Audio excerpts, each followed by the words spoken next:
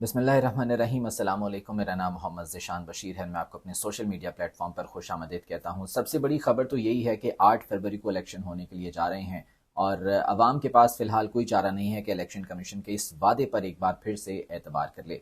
आज इस हवाले से ही कुछ बात करेंगे, लेकिन गुफ्तगू का आगाज़ करने से पहले हमेशा की तरह गुजारिश करूंगा कि चैनल को सब्सक्राइब कर लीजिए ताकि मेरा और आपका राब्ता यूं ही बना रहे, और अगर आप चाहें तो वीडियो को लाइक और शेयर भी ज़रूर कर दीजिएगा। आज के गुफ्तगू के मौज़ूआत की बात करें तो 8 फरवरी को इंतखाबात होंगे। इस पर चीफ जस्टिस साहब की बहुत वाह की जा रही है, उन्हें दाद तहसीन पेश की जा रही है, क्रेडिट दिया जा रहा है कि जी इलेक्शन कमीशन से उन्होंने इलेक्शन की तारीख ले दी है। लेकिन तस्वीर का दूसरा रुख क्या है? दूसरा रुख खासा परेशान कुन है, इस बारे में बात करेंगे। दूसरा पॉइंट ये होगा कि जरदारी साहब का ये दावा कि मियां नवाज शरीफ को वज़ीर आज़म नहीं बनने देंगे, इसकी हकीकत क्या है? क्या वाकई इस वक्त पाकिस्तान पीपल्स पार्टी या जरदारी साहब PMLN की सियासत से परेशान हैं? क्या वो वाकई इससे परेशान है कि नवाज शरीफ वज़ीर आज़म बन जाएंगे और उनके हाथ कुछ नहीं आएगा? इसकी हकीकत क्या है, इस बारे में मैं आपको बताऊंगा। और इसके अलावा बात करेंगे कि जी खान के मुखालिफिन ने मान लिया है कि इमरान खान मकबूल तरीन लीडर हैं। किसने क्या बयान दिया है ये मैं आपको बताऊंगा। सबसे पहले हम इलेक्शन की ही बात कर लेते हैं। इलेक्शन कमीशन ने बाकायदा तौर पर नोटिफिकेशन जारी कर दिया है जिसके मुताबिक 8 फरवरी को इलेक्शन होंगे, और जैसा कि मैंने पहले कहा कि आवाम के पास शायद इसके अलावा कोई चारा नहीं है कि वो एक बार फिर से इलेक्शन कमीशन के इस वादे पर एतबार कर लें। हाँ, एक एक वजह ज़रूर है इसकी इस दफ़ा, और वो है अदालत का गारंटर बन जाना। अदालत इसमें गारंटर बन गई है। जो सदर ममलिकत के साथ मीटिंग हुई थी अटॉर्नी जनरल की और चीफ इलेक्शन कमिश्नर की, वो मिनट्स अदालत में पेश किए गए और उस पर सदर के दस्तखत करवाए गए और उसकी कॉपीज़ करवाई गई। फिर अदालत ने यह कहा कि इसकी असल कॉपी हम रखेंगे, 3 कॉपीज़ जो हैं वो दीगर फरीकैन में तकसीम कर दी गई हैं। तो वैसे भी आवाम की नज़रें सुप्रीम कोर्ट पर ही हैं तमाम तर मामलात के हवाले से।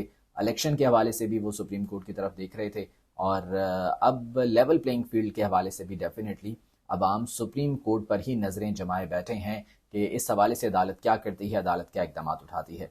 तो ये तो बात हो गई जी इलेक्शन जो 8 फरवरी को होने के लिए जा रहे हैं। इस पर चीफ जस्टिस साहब की बहुत वाह की जा रही है। चीफ जस्टिस काजी फाज ईसा को बहुत दाद तहसीन दी जा रही है, क्रेडिट दिया जा रहा है कि जी चीफ जस्टिस साहब ने बहुत काम कर दिया, तमाम फरीकैन को उन्होंने खुश भी कर दिया, किसी को नाराज़ भी नहीं किया, और उन्होंने इंतखाबात की तारीख भी अनाउंस करवा दी, और ऐसी तारीख के जिस पर तमाम लोग रजामंद हैं बशमूल पाकिस्तान तहरीक इंसाफ।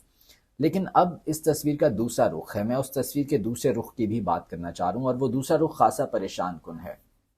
अदालत का काम होता है कि आइन की हिफाजत की जाए, अदालत का ये काम होता है कि आइन पर अमल दरामद यकीनी बनाया जाए, लेकिन अनफॉर्चुनेटली यहाँ पर सूरत हाल खासी मुख्तलिफ दिखाई दे रही है। यहाँ पर अदालत हमें आइन की खिलाफ वर्जी की वैलिडेशन करती हुई दिखाई दे रही है। आइन की खिलाफ वर्जी हुई है मुल्क में, इससे तो कोई भी जो है वो दूसरी राय नहीं है, इस पर तमाम लोग मुत्तफिक हैं कि आइन की खिलाफ वर्जी हुई है, लेकिन उसकी वैलिडेशन कैसे हो रही है? साबिक चीफ जस्टिस उमर अता बंदियाल साहब ने इलेक्शन के हवाले से फैसला किया था उस बेंच में जिसमें जस्टिस मज़ाहिर अली अकबर नकवी भी शामिल थे, जिन्हें अब जो है वो कार्रवाई का भी सामना है सुप्रीम जुडिशल काउंसिल में। उन्हें डेफिनेटली इसी के लिए निशाना बनाया जा रहा है। जस्टिस मुनीब अख्तर भी उसमें मौजूद थे, जस्टिस एजाजुल एहसन भी मौजूद थे, दीगर जज साहिबान भी मौजूद थे। उस बेंच ने फैसला दिया था कि 90 रोज़ में इंतखाबात होने चाहिए पंजाब और KP के हवाले से। लेकिन यही चीफ जस्टिस थे उस वक्त, जस्टिस काजी फायज ईसा, ये और उनकी लॉबी उसके मुखालिफ थे, और तभी 3-4 की बहस छिड़ी थी और उस पर खासी डिबेट भी हुई थी। ये मामला उस वक्त जो है वो सामने आया था। ऑनरेबल चीफ जस्टिस काजी फायज ईसा साहब को अगर आइन और कानून का इतना ही ख्याल था तो 16 सितंबर को जब उन्होंने हलफ उठाया था तो उसके फौरी बाद उन्हें ये केस टेकअप करना चाहिए था, इस केस को समाअत के लिए मुकर्रर करना चाहिए था, बुलाते सबको कि जी 90 रोज में इंतखाबात नहीं हो रहे, पंजाब में KP में गैरानी हुकूमतें हैं, नवंबर के पहले अशरे में जो पूरे मुल्क की निगरान हुकूमतें हैं वो गैरानी हो जाएंगी, 90 दिन में इंतखाबात होने चाहिए। अगर 10-15 दिन ऊपर हो भी जाते हैं तो फिर 254 आर्टिकल 254 का अम्ब्रेला लिया जा सकता है। लेकिन आप यहाँ पर 3-4 महीने 6 महीने आप ऊपर जाके फिर आप आर्टिकल 254 का अम्ब्रेला ले रहे हैं, तो ये जो आइन की खिलाफ वर्जी हुई है इसकी बासपुर्स किसने करनी है? Definitely honourable chief justice of Pakistan justice काजी फायज ईसा की ये जिम्मेदारी बनती है, और मुझे यकीन है कि वो इस हवाले से ये मामला टेकअप करेंगे, इस हवाले से जो है वो बात करेंगे। आर्टिकल 254 का अम्ब्रेला लिया तो जा रहा है, लेकिन वो इतना ज़्यादा اس میں گنجائش نہیں ہوتی. آپ 10-15 دن 20 دن کا آپ اس پر کر سکتے ہیں، لیکن 6 مہینے 8 مہینے یہ امبریلا، یہ تو بلینکٹ، یہ تو ایک جو ہے وہ بلینکٹ لیا جا رہا ہے، یہ امبریلا نہیں ہے. تو معذرت کے ساتھ یہاں پر آئین کی خلاف ورزی کی ویلیڈیشن کی جا رہی ہے، اور یہ خود عدالت کر رہی ہے جس کا یہ کام ہے کہ آئین پر عمل درآمد یقینی بنائے، آئین کی خلاف ورزی پر کارروائی کرے. اگر ایسا ہی کر دیا گیا تو یہاں پر جو ہے وہ ایک راستہ بن جائے گا، ایک راستہ کھل جائے گا جو کہ کھل چکا ہے. ایک پریسیڈنٹ سیٹ کیا جانا چاہیے کارروائی کرتے ہوئے کہ جی جنہوں نے آئین کی خلاف ورزی کی ہے ان کے خلاف آرٹیکل 6 کی کارروائی ہوگی، چاہے وہ چیف الیکشن کمشنر ہیں، چاہے وہ صدر ہیں. اگر صدر نے آئین کی خلاف ورزی کی ہے تو انہیں بھی نوٹس جاری کیا جائے، انہیں بھی بلایا جائے اور ان سے باز پرس کی جائے اس حوالے سے، اور اگر یہ ثابت ہوتی ہے تو ان کے خلاف کارروائی بھی کی جائے. یہ پریسیڈنٹ سیٹ ہونا چاہیے اس ملک میں. اب آ جائیں دوسرے نقطے کی طرف. دوسرا نقطہ یہ ہے کہ اگر انتخابات کی تاریخ دے دی گئی ہے تو کہ یہ کوئی بڑی بات نہیں ہے. انتخابات تو ہونے ہی تھے اس ملک میں، الیکشنز تو کروائے ہی جانے تھے، آج نہیں تو کل پرسوں یہ الیکشنز ہونے ہی تھے. لیکن میرا سوال یہ ہے کہ کیا یہ سب کچھ سکرپٹڈ ہے؟ میں یہ سوال کیوں کر رہا ہوں؟ میں یہ سوال اس لیے کر رہا ہوں کہ 12 اگست کو راجہ ریاض صاحب نے اپنے ایک انٹرویو میں اس تاریخ کے بارے میں پہلے ہی بتا دیا تھا. 12 اگست کو یہ فیصلہ کب ہوتا ہے؟ 2 نومبر کو، لیکن راجہ ریاض نے 12 اگست کو بتا دیا تھا اس بارے میں. وہ راجہ ریاض جو کہ گزشتہ اسمبلی میں اپوزیشن لیڈر تھے، وہ راجہ ریاض جو اسمبلی میں کھڑے ہو کے یہ کہتے تھے کہ ہم نے عمران خان کو نکالنے کے لیے پی ٹی ایم کا ساتھ دیا لیکن آج یہ ہمیں پچھاڑتے نہیں ہیں. وہ راجہ ریاض جو کہ اسمبلیاں ڈیزالو ہونے کے بعد لندن جاتے ہیں اور جا کے میاں نواز شریف کے قدموں میں بیٹھ جاتے ہیں اور نون لیگ میں باقاعدہ طور پر شمولیت اختیار کر لیتے ہیں. انہوں نے اپنے ایک انٹرویو میں یہ تاریخ پہلے ہی بتا دی تھی. ان کی جانب سے کہا گیا تھا کہ جی 15 فروری سے 4-5 دن پہلے یا 4-5 دن بعد الیکشنز ملک میں ہو جائیں گے. تو کیا راجہ ریاض کوئی بہت بڑے ولی ہیں؟ خدا نہ خواستہ راجہ ریاض کیا کوئی غیب کا علم رکھتے ہیں؟